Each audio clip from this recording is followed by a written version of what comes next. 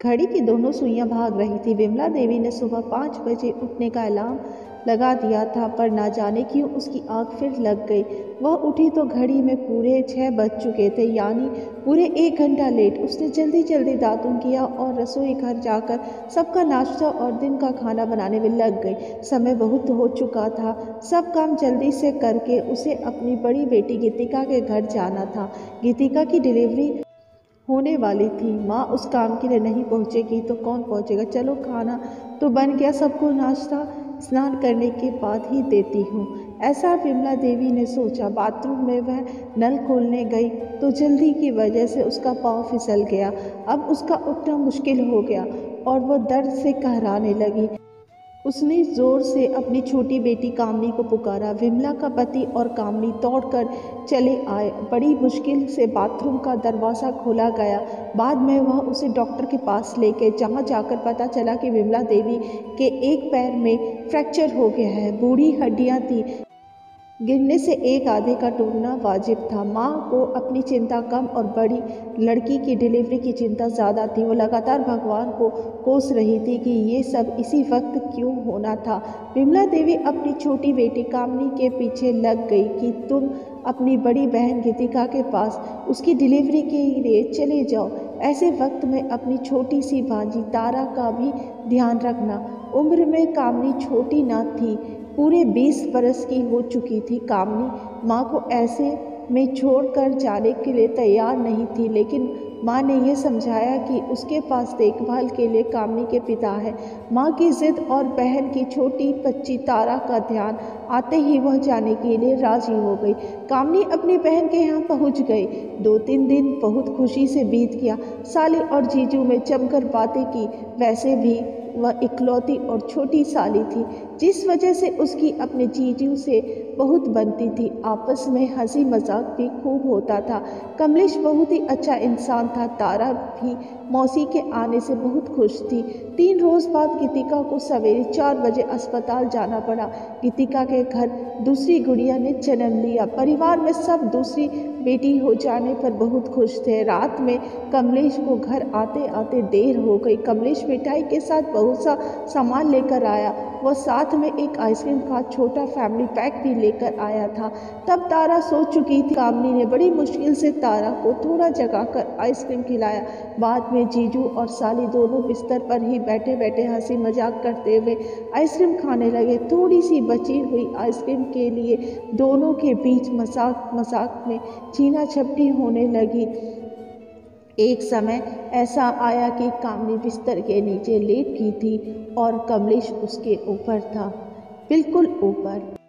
अलहड़ उम्र की कामनी में अब जीजू को दूर करने की ना हिम्मत थी और ना इच्छा। जीजू भी अब कमज़ोर पड़ चुके थे। आखिर वो तो था तो एक मर्द ही, और बाद में उन दोनों के बीच जो हुआ बहुत ही शर्मनाक था। दीदी की छुट्टी मिलकर घर आ जाने के बाद कामनी जल्दी ही अपने घर लौट आई। समय बीता। आज विमला देवी बहुत ही गुस्से में थी। उसने फटाफट 2-3 थप्पड़ कामनी पर जड़ दिए और बोली, बता कलमुही, कहाँ अपना मुंह काला करके आई है। जवाब सुन के वो सुन रह गई। ऐसा लगा जैसे धरती फट गई हो। कामनी को गर्भवती करने वाला कोई बाहरी पुरुष नहीं, खुद उसका जीजू था। गीतिका और कमलेश दोनों को तुरंत बुलाया गया।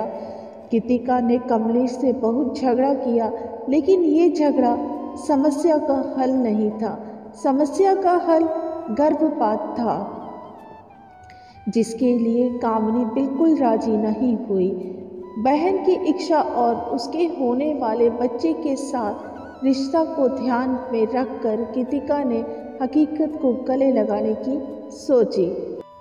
वो कमलेश को दोषी तो मान रही थी, लेकिन शायद उसकी सज़ा कामनी के होने वाले बच्चे को नहीं दे सकती थी।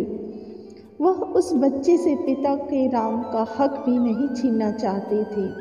दोनों बहनों ने सोचा, ऐसे भी तो समुदाय है जहाँ सौतन मिलकर रहती हैं, फिर हम प्रेम पूर्वक क्यों नहीं रह सकती। दोनों बहनों ने मिलकर समाज के नियमों को चुनौती दे डाली और गीतिका अपनी बहन और कमलेश की दूसरी पत्नी के रूप में विवाह कर घर ले आई। साली आधी घरवाली होती है, ये कहावत तो सुनी रखी थी, पर साली पूरी घरवाली बन जाए ऐसा तमाशा तो हकीकत में सुनकर अच्छा नहीं लगता। रिश्तेदारों ने संबंध तोड़ लिए, परिचित अब अपरिचित बनने लगे। वक्त अब आगे बढ़ने लगा, बहनों का जुनून कम न हुआ। वो दो सौतन बहनें अपने पति की खुशी में ही जीने लगी। उन तीनों को किसी पास पड़ोस या समाज वालों की परवाह नहीं थी। वह अपनी जिंदगी में खुश थे। दोनों बहनों को अपने पति को बांटने में भी कोई संकोच न था। दोनों बहनें समझदारी से जी रही थी। बाद में कामिनी ने एक सुंदर लड़के को जन्म दिया। तीनों बच्चे अब बड़े होने लगे थे। अब गीतिका की बेटियों का कामिनी के बेटे के साथ अक्सर पिता को लेके झगड़ा होने लगा। कामिनी का बेटा अब करीब 6-7 साल का हो चुका था। एक दिन पिता को लेकर बहनों के साथ झगड़ा इतना बढ़ गया कि उसने अपनी माँ कामिनी को कहा कि तुम गंदी हो, और उसके चरित्र को लेकर उसे बहुत कुछ कह दिया। कामिनी ये बातें अपने छोटे से बच्चे के मुंह से सुनकर पूरी तरह टूट कर बिखर गई। इतना दुख तो उसे किसी की भी बातों से नहीं पहुंचा था। अपने बच्चे की बातों ने उसे झंझोर के रख दिया। अगले दिन सवेरे पुलिस की गाड़ी कमलेश के घर के आगे आकर खड़ी हुई। बेडरूम के पंखे से एक महिला लटकी पड़ी थी। ये कामिनी की लाश थी, जिसे उसके बच्चे ने कामिनी को अपने जीवन में की गई गलती का एहसास दिलाकर ये कदम उठाने पे मजबूर कर दिया। अब गीतिका ने उसके नादान लड़के को अपना पुत्र मानकर गोद में उठा रखा था।